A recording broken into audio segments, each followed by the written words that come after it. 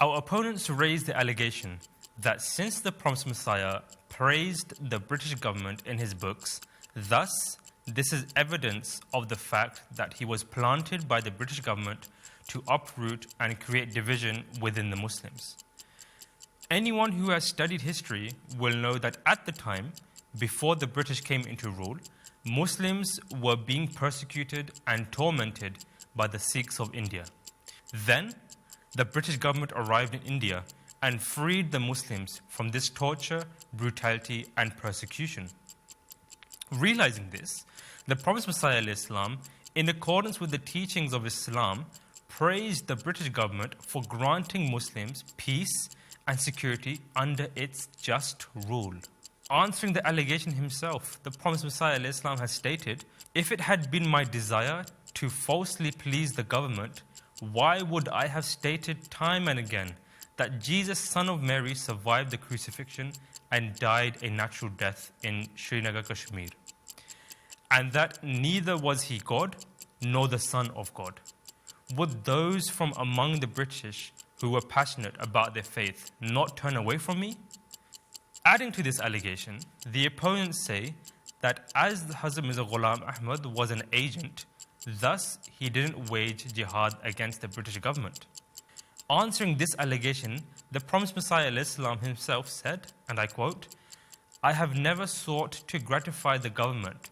The fact of the matter is that the Holy Quran forbids religious war against such a government which freely allows Muslims to engage in religious practices and traditions and does not take up the sword against us to propagate their religion."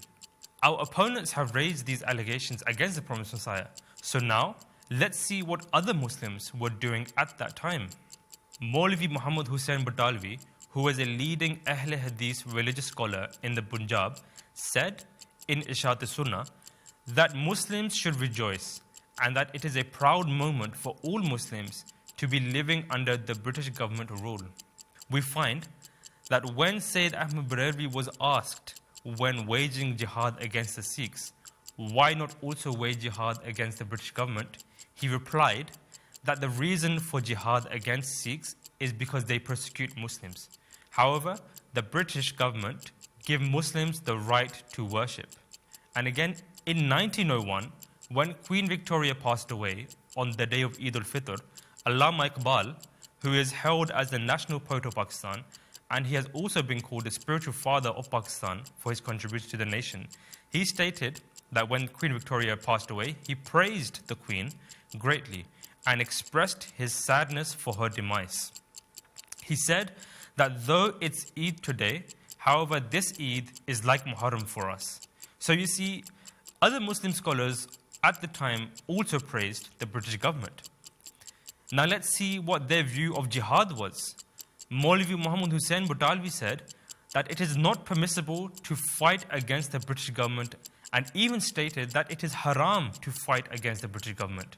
William Wilson Hunter, in his book The Indian Muslimans, wrote in 1876, with regard to the Muslimans' view of jihad, he stated that it is a matter of congratulation, both for the Muslimans and ourselves, that these decisions have been made on the side of peace and loyalty.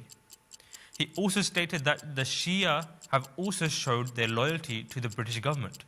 Even Ahmad Raza Khan Barelvi and his son Mustafa Khan were also against waging jihad against the British government. Thus, the allegation the Muslims have raised against the promised Messiah that he was an agent of the British government because he praised them, or that he did not wage jihad against the British government, well, these allegations fall directly back on the Muslims too, as the Muslims of that time also showed their loyalty to the British government and also praised them.